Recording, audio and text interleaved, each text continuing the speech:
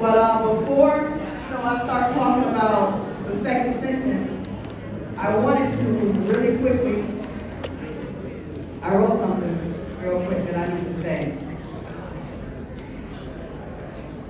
All right, so, and I cry sometimes, so I'm gonna try not to cry.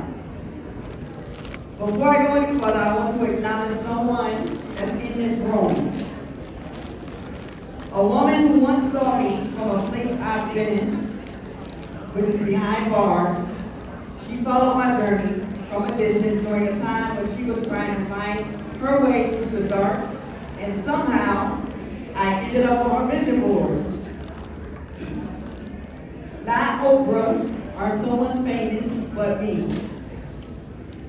Vanessa, I want to tell you something that humbles me. More than you know. But I also want you to know, I want you to hear this. You didn't, what does it say? I can't remember, right? You didn't have me on your vision board because I was perfect. You put me on your vision board because I was possible. And for that, I thank you. Alright. But that's just one of the reasons why I'm here. I had to get it on my chest real quick. Alright, I got through it. My name is Tanaine Jenkins. I am a recidivist strategist, a re-entry expert. I am also the director of the Florida Safety Coalition and the Florida State Policy Campaign organizer for Reform Alliance. I am Tanaine. I am Miranda in my state. If y'all know Miranda, she's walking around. All right, so the second sentence. How many people in here know about the second sentence or know what the second sentence is? The second sentence is the invisible barriers that return citizens face when they come home. In 2010, I was convicted of defrauding a financial institution and sentenced to 2 years prison, 5 years of probation. My 5 years of probation turned into 10 years of probation, but I paid off my restitution early, and that allowed me to get off 2 years early, so I did 8 years of probation and 2 years in prison. 5 years ago this year, I got on probation. It'll be October 26th. I got my free papers. Yay! Being on probation opened my eyes to so many things, and we're going to talk about that today. This expo is called Second Chance, but is it a second chance or a second sentence? Second chance. We are living a second sentence when they're saying they're giving us a second chance. When I was on probation, I was violated or tried to be violated 3 times on probation. My first violation was because I got a phone call from my mother who told me that my grandmother was unresponsive. And I said, "Mom, come get me." We drove 45 minutes to the hospital. My grandmother passed away. 45 minutes was in a different state. Violation of probation. My second violation was when I was driving and I got pulled over by the police for a crack windshield. Violation of probation. Why? Because there's no interaction with the police or law enforcement while you're on probation. Oh my goodness. My third was when I got sick and they rushed me to the hospital in the nearest county, which was out of my county. Violation of probation. My fourth was when I couldn't pay my restitution because I was making $6.25 an hour and not the $60,000 I was making before prison because apparently my skill set was gone. Violation of probation. They tried to put me in prison for 3.5 more years, but they gave me 5 more years on probation. Technical violations are the reason why a lot of us end up back in prison for not committing a new crime. It's what a technical violation is. Not committing a new crime. But doing something that's every day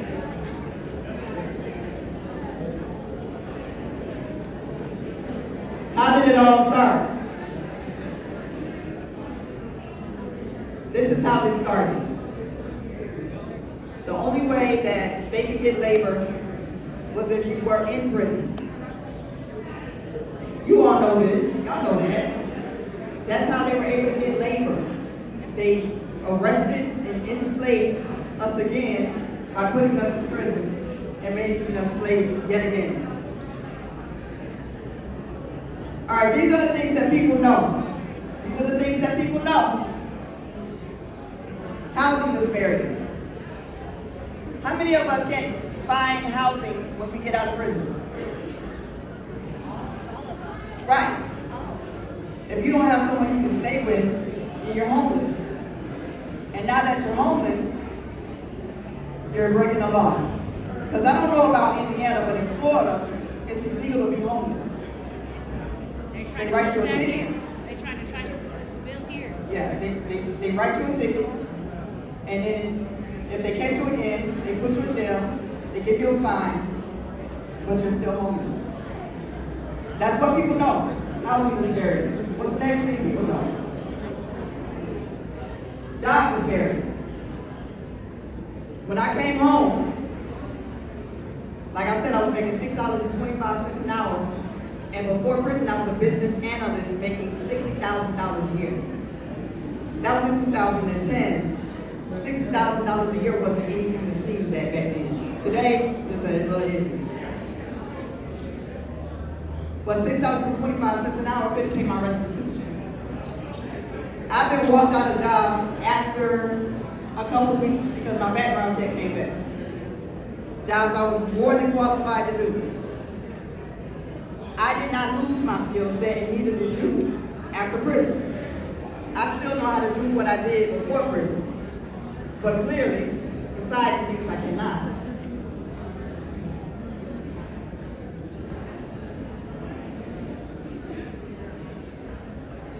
Education. We all know that individuals that go to jail or prison may not have a high school diploma or a GED. This is a problem. We spend more money on prisons than we do education. But we already know this, right? We know this. It's nothing new to anybody in here.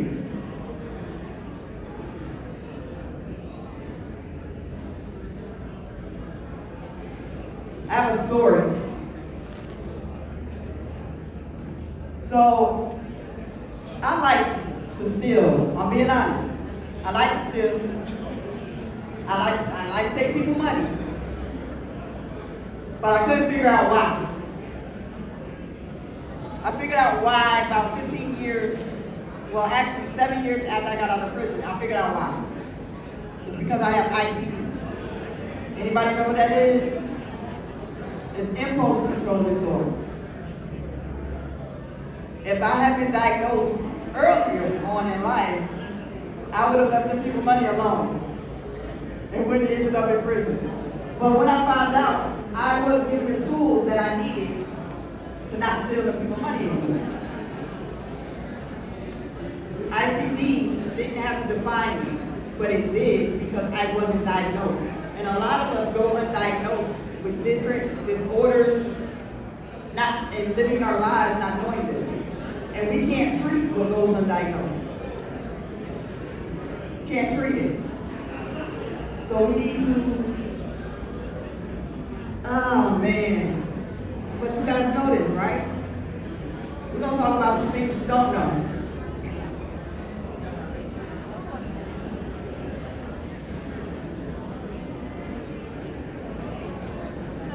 Y'all see this list? I can't obtain any of these jobs because returning citizens don't have access to occupational licensing. Anything on this list surprise you? Nope. Yeah. Tattoo artist or Yeah. Anything on this list surprise you all? Occupational licenses. 30% of the jobs require an occupational license. All these jobs require an occupational license.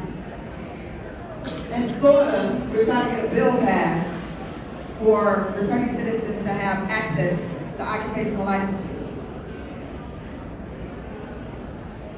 We can't do this without good legislators, without good mayors, Say that.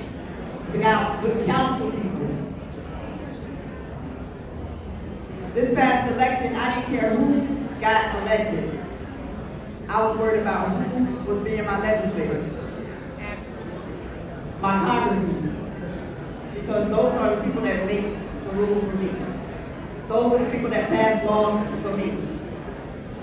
We're so worried about up there that we miss what really matters. Y'all know the map, y'all remember? Like, the bill, y'all. You gotta pay attention to who's passing bills in your state. I had a friend who went through school to become a housing inspector. He got there to get his license and she said, we can't give it to you because you have a felony conviction. What did he ever do to a house? Like, what do we ever do? Grass, land up? Come on.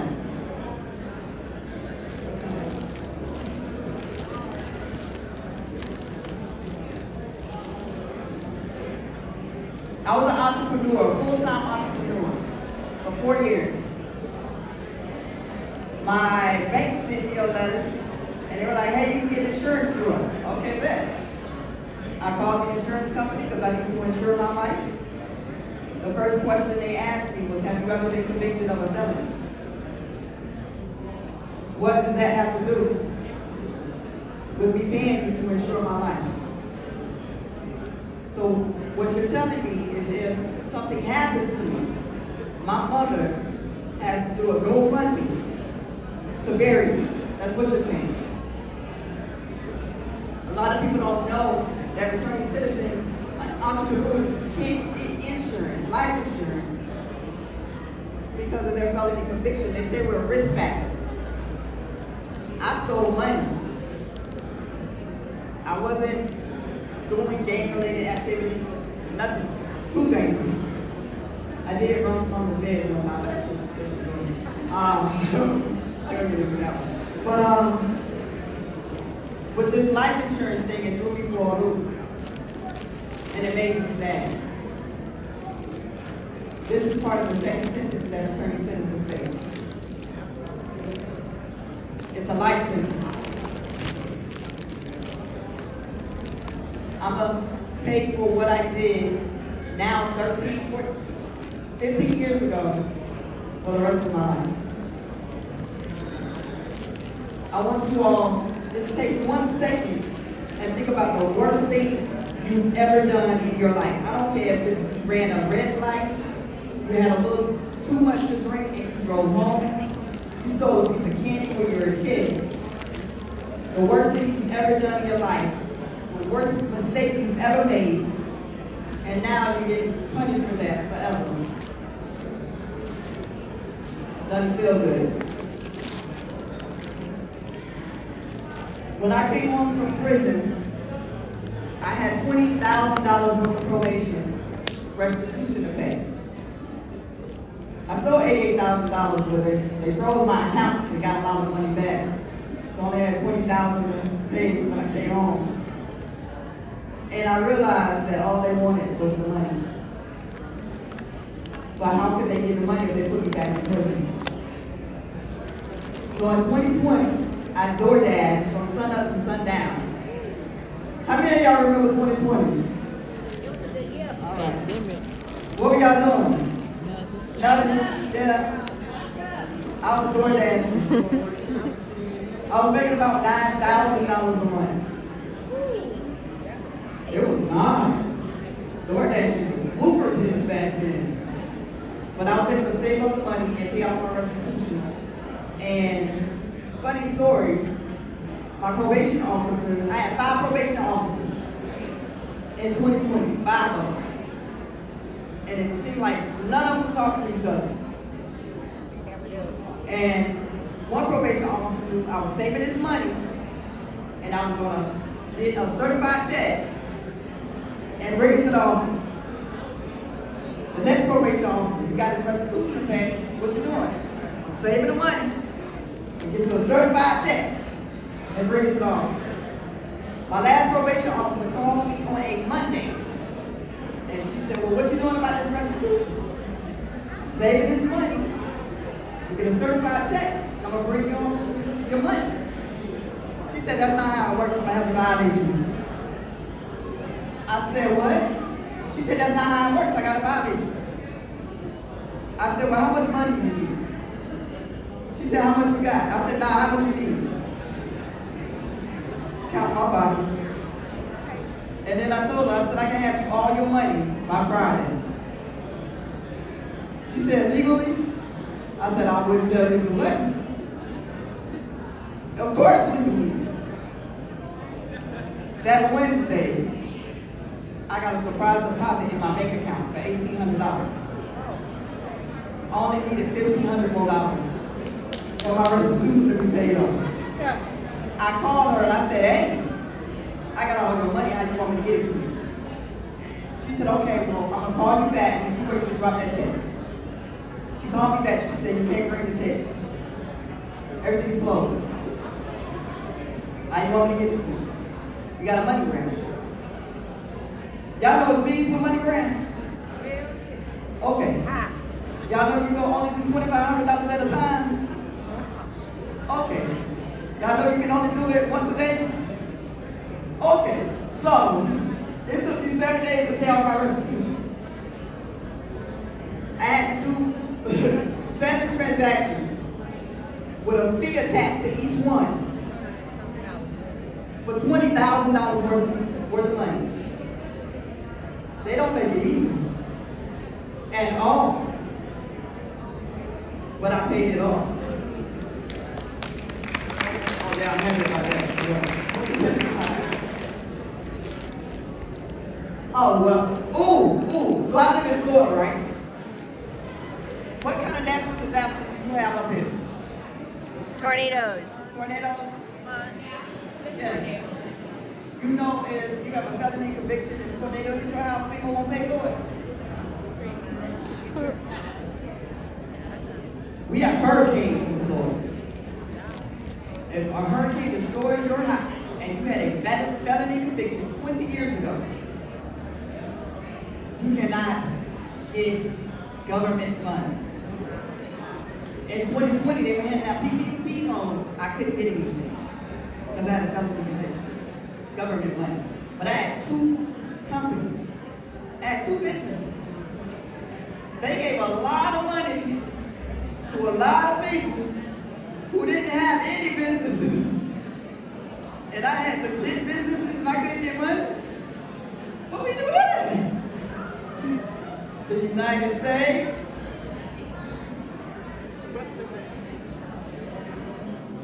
All right, so what can we do? This is my favorite thing. For 8 years after I came home, I didn't open my mouth and tell my story. I didn't talk about it. I was ashamed of it. I saw people take my story, weaponize it, and use it against me. So why am I telling? In 2019, I lost everything that I had. That's my job, I totaled my car, lost my relationship, and I almost died in that year. In that month, 20 days, in 1 month. That's what happened. And the next year, I lost my mind. Because I did not feel my feelings in regards to everything that I had gone through the year before. I lost my mind. And then I got therapy. Because therapy works. Therapy works. And I realized that my story was not my own. Self-care is helping others. So I started to help others. And I started to talk about my story. And I realized that my story was tied to someone else's breakthrough. And if I had been quiet, I couldn't have helped save someone else. So what did I do? I got my public speaking certification. I talked at a bunch of conferences. A friend of mine was like, you should do a TED. I said, okay. Did a TED. I wanted to break into corporate reentry, non-corporate reentry, and all because I decided to open my mouth and talk about my story, to educate people. I want you all to change your lens. What does that mean? If I see things one way and only one way, I have tunnel vision. I need to ask other people how they see things. Like you said, change the way And I need to see it in their we lens. look at change. I talk to people all the time, especially returning citizens. And I ask them what they want to do. I want to dismantle the system. I want to tear down the system. How you going to do that? No, seriously, what you going to do? Well, I just know it needs to change. You got to change the minds of people that can change the system. You got to change the hearts and minds of people that can change the system. I know I should be at the table. I should be at every table. There should not be a table where I'm being discussed and I am not there. There should not be a table where someone bills are being made or discussed that affect me and I'm not there. You have these top-down solutions that are causing problems for the people at the bottom. We need to have bottom-up solutions. I can't do what I do without you. I can't do what I do without the OC. I can't do what I do without the legislators, the policy. I can't do it. So I need everybody. I need people who have the numbers and the data. As attorneys, I know what it's like. I have lived experience. I have lived experience being in prison or probation. I don't have experience at count numbers and statistics and data. Where should get that shirt at? I need someone that can do that. I need to see what I'm seeing through their eyes. So, okay, how many people come out of prison each year? 600,000. I didn't know that. Somebody had told me that. Where get that shirt at? How many cycle through jail? Where get that 1.7 shirt million. at? I didn't know that. And that's just Where you get it from? 1.7 million. Cycle through jail. So in order to do my job well, I need to see things from how other people see things. That is just common sense. I'm gonna end up with that motherfucker. I got a story. I love stories. I got a story. Y'all want a story? Yeah. All right. So there was this little girl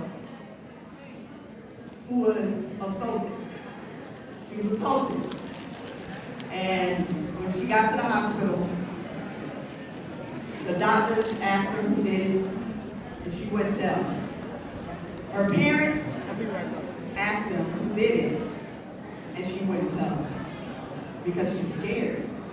Like, she was afraid the person would come back and hurt her again. Because he said he would if she told him. But she had a brother, and her brother came in, and he said, "Sister, tell me who did it. Tell me who hurt you." And she said, "I can't." Because he said he would kill you. He won't hurt me, sister. He won't hurt me. He can't hurt me. So she told him. And the man's name that she gave ended up dead, right? Ended up deceased. So she thought her words killed him. So she stopped speaking. She stopped speaking for years. Then she was about 6 or 7 when she stopped talking. And people would talk about her like she was dumb. She didn't have any sense. She was crazy. She was mad. Her parents didn't know what to do with her. So they sent her to live with her grandmother. And her grandmother would talk to her. And she would tell her, you're going to be somebody special. You're going to teach people one day. And she would say, how am I going to teach people when I don't even talk? Are you crazy?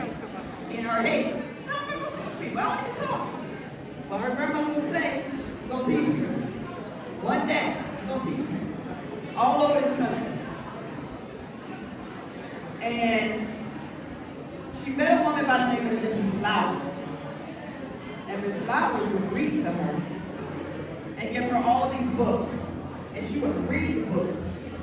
And she would, like, hundreds of books she would just read because she loved to read. But the most thing that she really loved was poetry. And she would read the poetry. And one day Mrs. Flowers asked her, do you like poetry? And she said, shook her head. She was like, She wouldn't look at her. Do you like poetry? She shook her head again. She had a little paper. She said, yes, ma'am, on the page. She wouldn't look at her. Miss Flowers wouldn't look at her. And she was like, you don't really like poetry until you see it. And she wouldn't say anything. And she was getting frustrated. And Mrs. Flowers took her finger. She said, you won't like poetry until you read out loud. And she got so upset that she left and ran home. And Mrs. Flowers followed her home. You won't like poetry until you read. She got so upset that she took her book and went up onto the house. And for the first time in 3 years, she spoke out loud. That woman is Maya Angelou. Wow. Will you be Miss Flowers to somebody? Will you be that one person to someone who doesn't have a voice? Will you help them find it?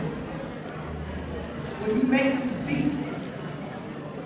Will you care so much that you make a Maya Angelou? I want you all to be Miss Flowers. I have a Miss Flowers. Her name is Dr. Lolita Gerardo. She's a homie. She helped me be who I am today. And she's solid, and I appreciate her.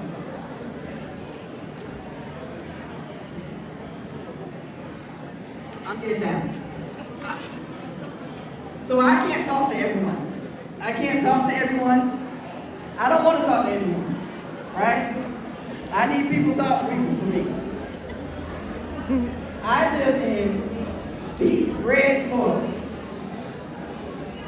I am not welcome in some rooms. I know that. People don't want to hear what I have to say. I get that. Will you be my voice?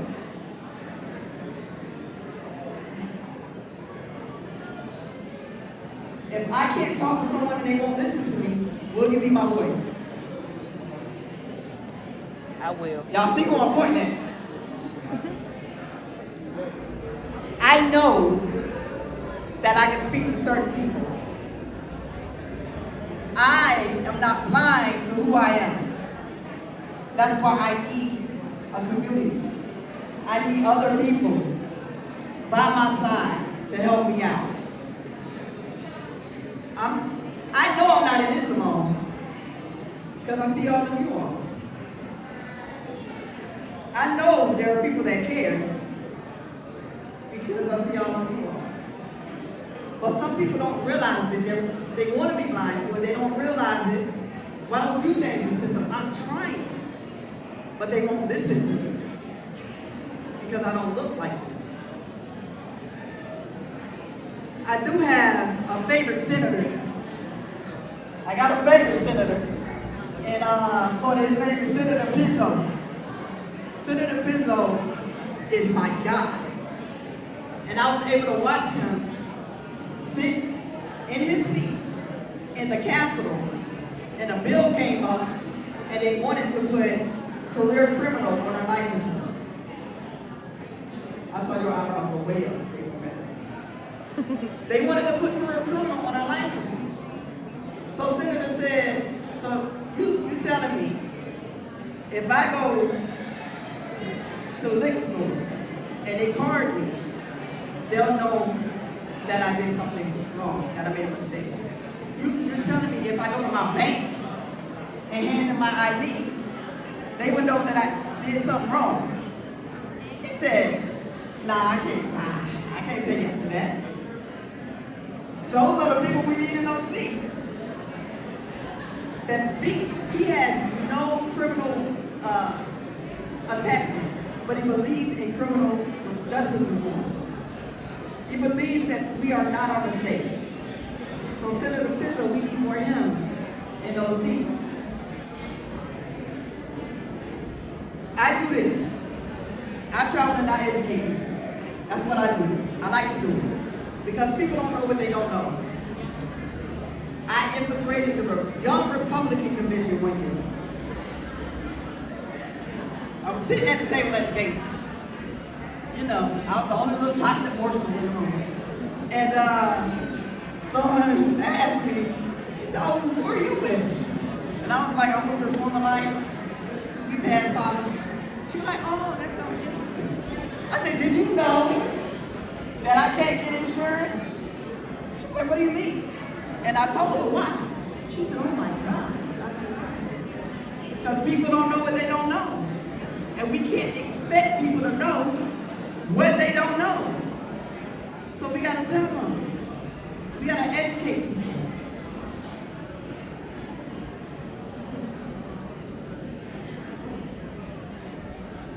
I want this to sit with you. I want this to sit with you.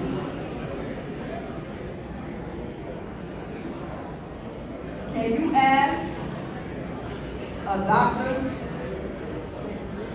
how to be a chef? Can you ask an astronaut how to be a doctor? So why are you asking people for directions who don't know where they're going? Stop it.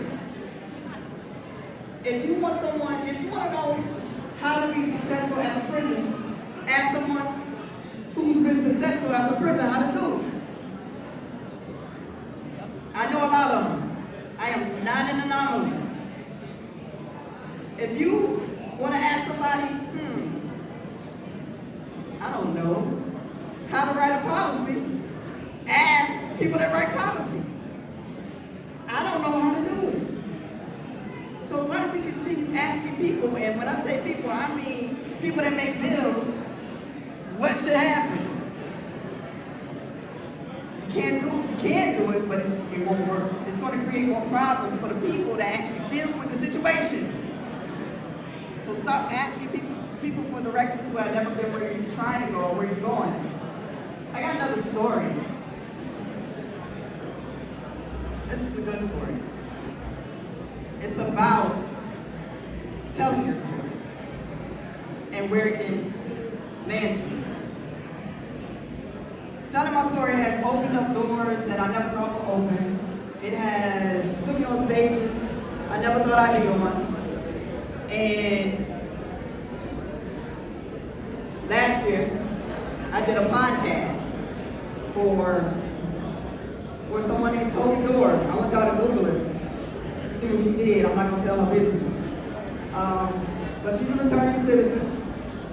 And I did her podcast because last year was my year of yes. I was saying yes to everything.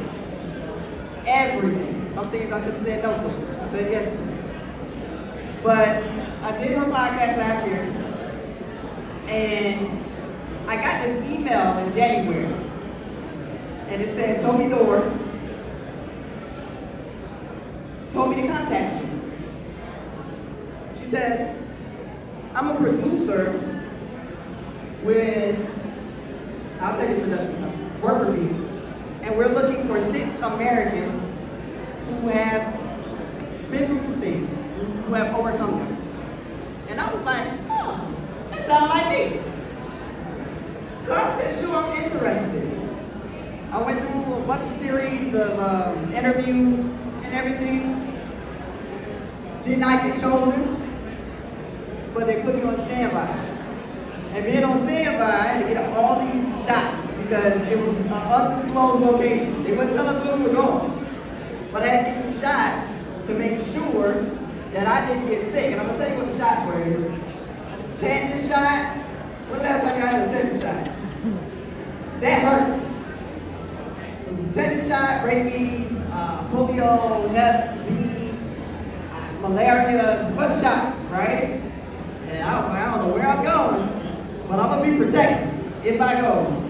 They gave me a clothing allowance to buy clothes, and I was waiting on the call. They called, didn't come, call, didn't come.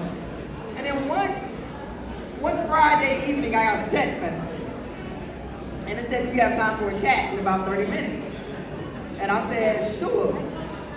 I was waiting on a Zoom link for this chat, but my phone rang. And it was a UK number. I was like, uh-oh, what's this about? And she asked me, had I started to get my clothes? Yes, I had, because if you stay ready, you ain't got to get ready. And she said, well, one of our main cast can't, or doesn't, they don't have their passport.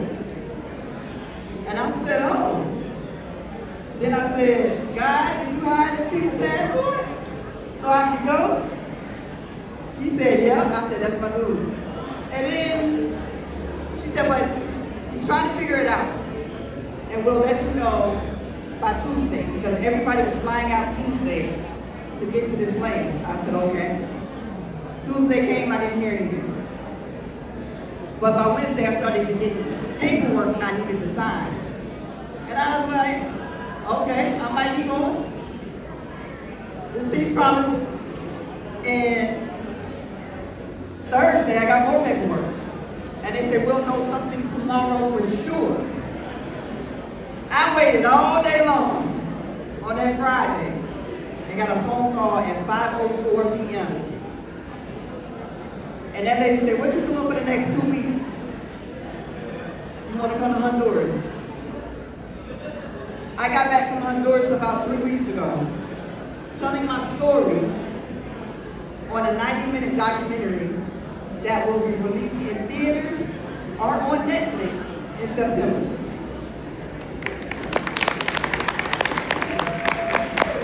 Why did that happen? Because I told my story. I opened my mouth. I stopped being ashamed of who I was. I accepted who I was, and I also forgave myself for everything that I had done to me. I could not have moved forward if I didn't forgive myself and let go of my past. I want to ask you all this question. Is there something that you are holding on to that you have not forgiven yourself for? I don't care what it is. Are you beating yourself up for something that you cannot change? If you are, let it go. Forgive yourself. Move on. You can't change it. I beat myself up for years for not being able to spend my grandmother's last Christmas with her, for not finishing college, for missing out on my nephew's birthdays. I beat myself up, beat myself down. But what do they say about when you beat yourself down or when you destroy something? It builds back up stronger. To everyone who has ever made a mistake, you are not that mistake. You're so much more, you're so much better. That's skills. So much more, so much better. I am proof that second chances, they work. They happen. I am proof that I am possible. Therefore, you are possible. I realize as I travel and I speak and I do keynotes or presentations that I am not the only one going through. I am not the only one struggling. And I never will be. There's always someone out there who is doing worse things. There's always someone out there that can relate to your story. You might have the same story. You might be able to help them through their story. My father named me Tanaine without knowing the meaning behind it.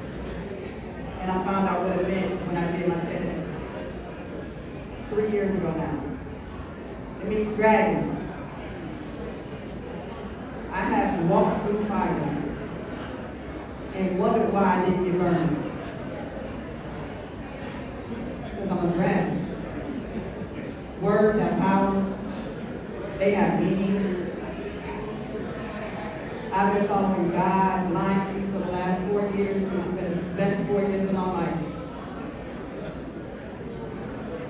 I owe everything to Him, and that is why I'm here today. Oh man, I'm starting off my 45th year real strong. I know I'm a little 45, y'all ain't gotta sing. Okay, sing. I'm starting off this 45th year super strong, and I'm happy to be here starting it off with you all. What's the last? Is this the last song? Oh, that's me. That's a really good picture. I have a really good makeup artist, a really good photographer. But you scan this code, go to my website. I actually have shirts over here as well for a second sentence. My table person, that she'll be back. I have books and shirts. The name of the documentary is called The Mission. So when you guys hear that, just know that's me and I'm in it, and it's going to be great. I really appreciate your time and your attention. Y'all be good or be good at it.